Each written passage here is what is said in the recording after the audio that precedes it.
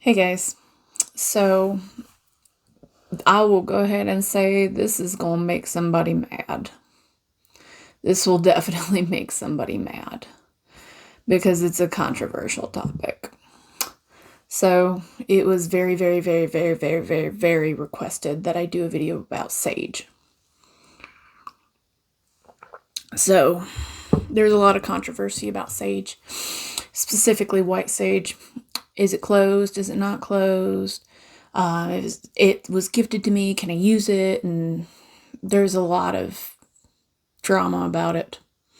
So we're going to talk about a few things. Now, I will go ahead and tell you, one, this will probably be a very long series of videos because I really want to give this the attention that it deserves. So if you aren't about watching a whole series about stuff on sage, now is your opportunity to check out. Second thing that I want to go over, just as a disclaimer. These are my opinions. This is based on my experience. This is based on how I grew up in my culture. With that being said, I am Southeastern natives. Natives, plural, because I'm more than one. I am Choctaw, Cherokee, a drop of Chickasaw and Black, and white, with a menagerie of those mixed in. I did grow up on the Eastern Reservation for Cherokee.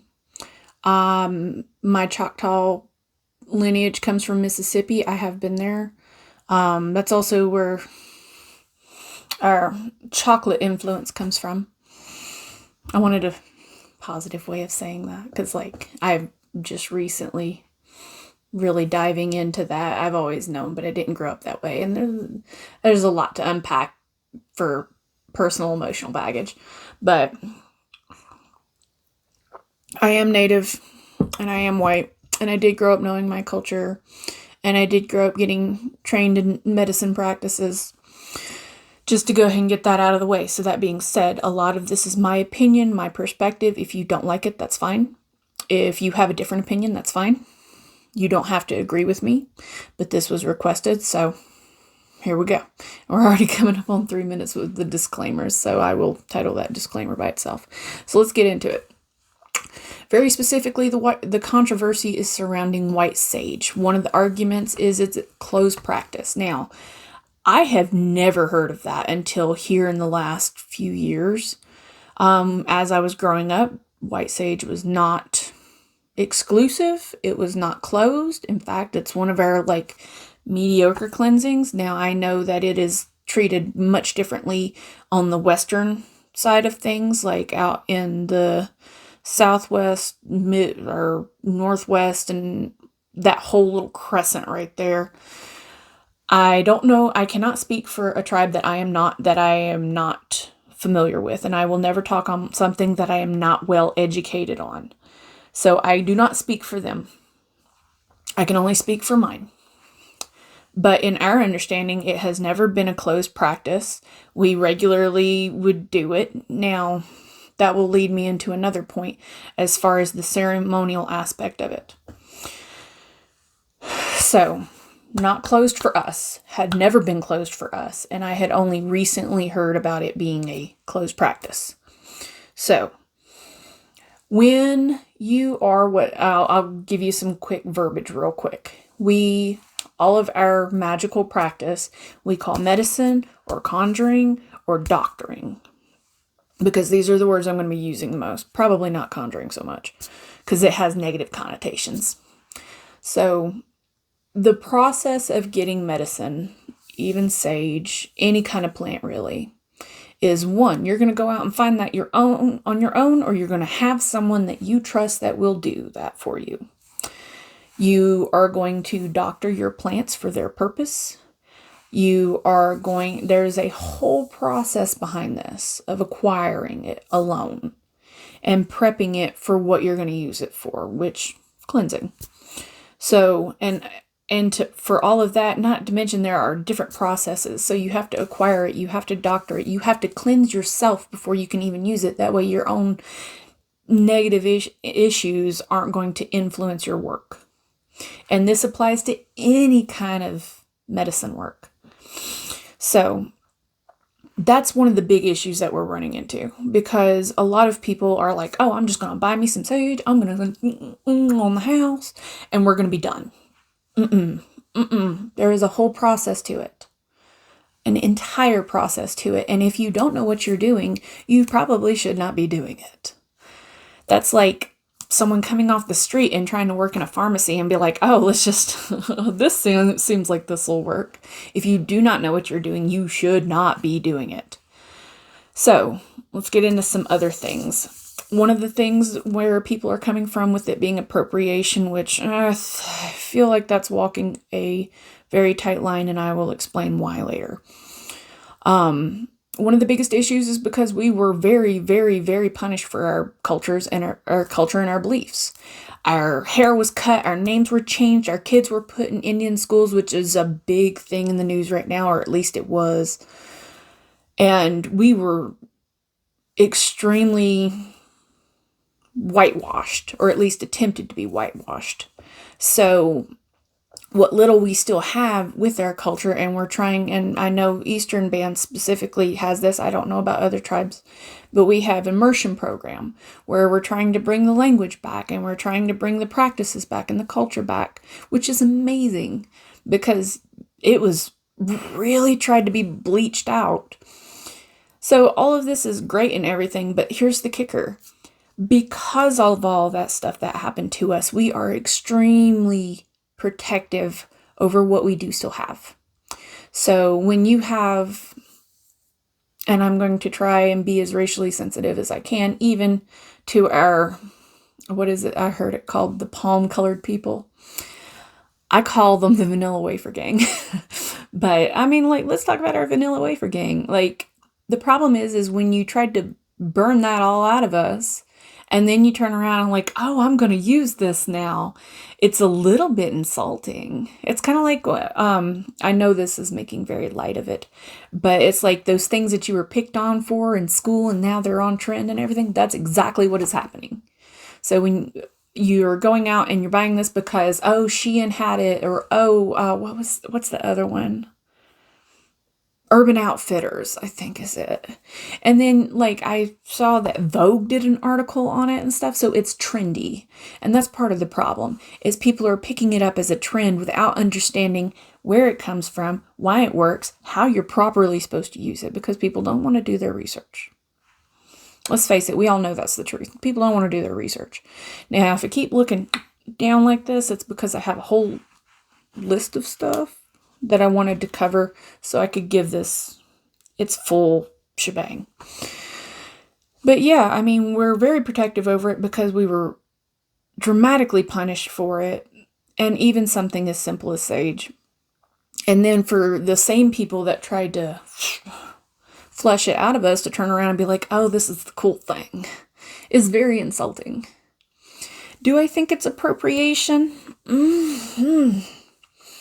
I don't know, because on the one hand, yeah, it is insulting. On the other hand, it's also not working for them because they're not doing it the right way anyhow. And I mean, it's just such widespread misinformation at this point. There's not a great way to get a handle on it. So let's talk about what can you do? Well, for one, and I'm going to try and include this link because I like to do my research on stuff beforehand, before I make videos. That way I can have a real comfortable, educated flow about it. You can actually go on YouTube and Google the how-to on smudging, and there will be elders. I don't mean these whitewash people. I don't mean these wannabes, and if you are native, you know the phrase wannabe. But, or the, what is it? We used to have a whole name for it.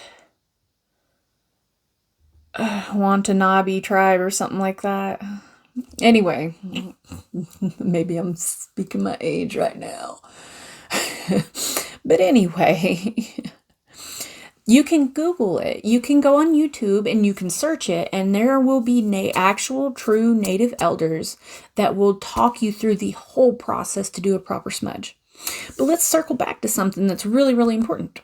So I know out there, it was a big deal for them for white sage. And when I say out there, I mean Western tribes. It's a big deal for them, and sage is predominant out there, so it makes sense.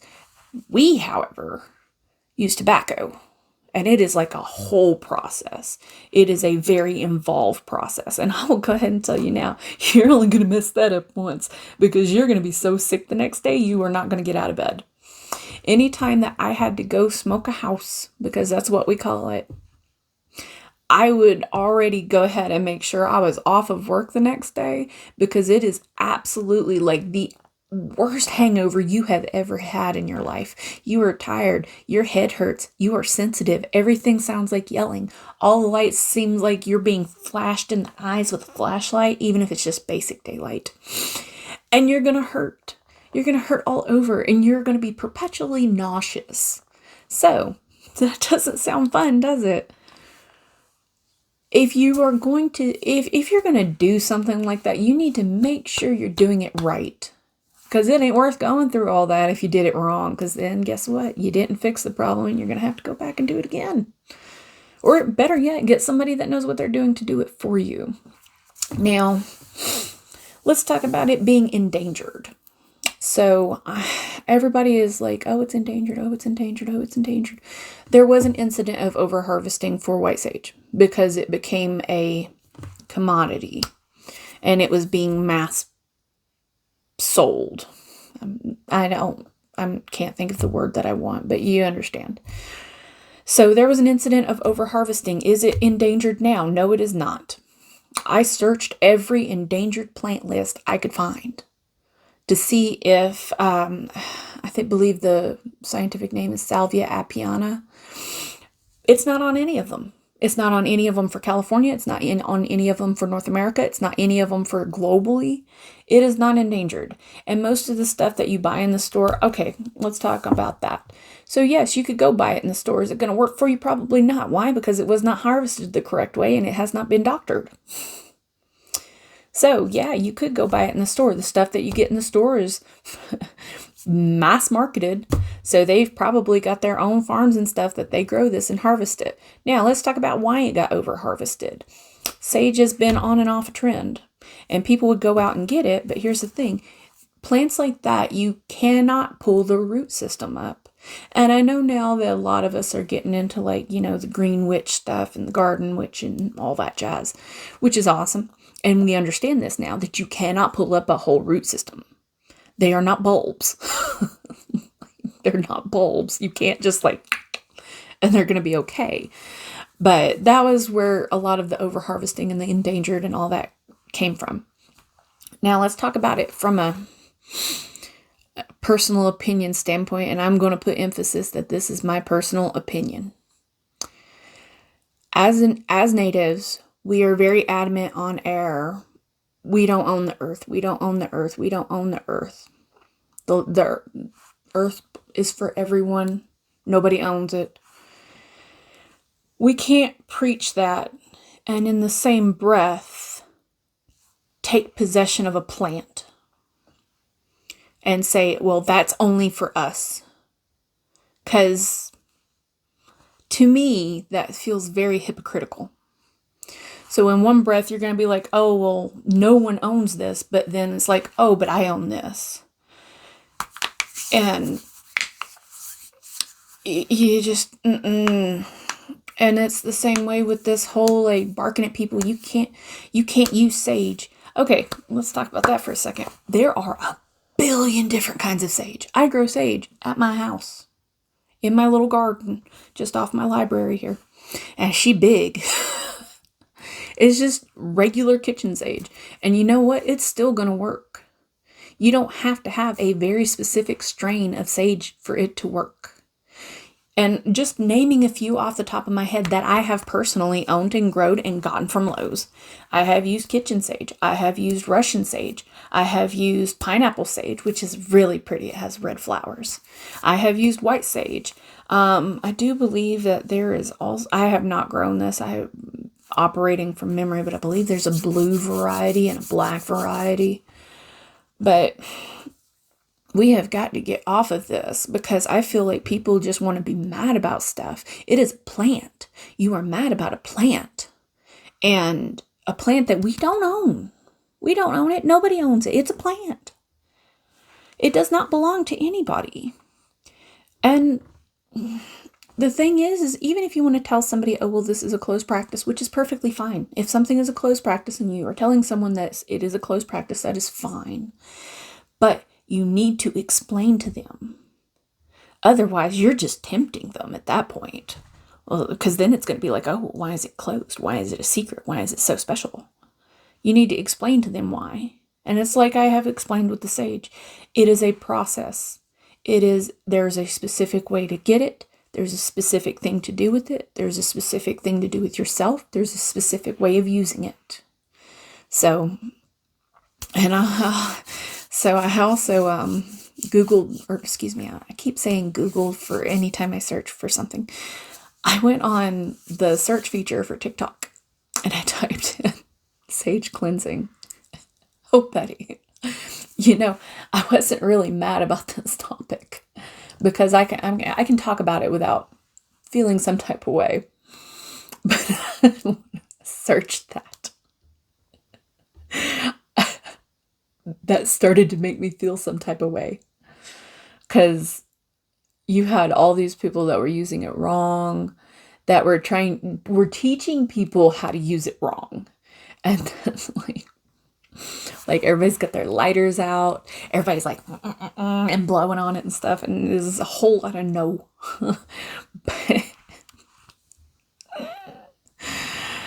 So anyway, so what else can you use? If you don't feel comfortable using sage, even after all this, that is perfectly okay. That is your own prerogative. If you want to use every sage that come from Earthbound Company, whatever, that is your choice. I can't tell people what to do. I can only make suggestions and advise from my own experience. So, and people ultimately will do whatever they want to do anyway. So I can only advise and try to push them in the right direction so they're not like out here with their sage smudge stick.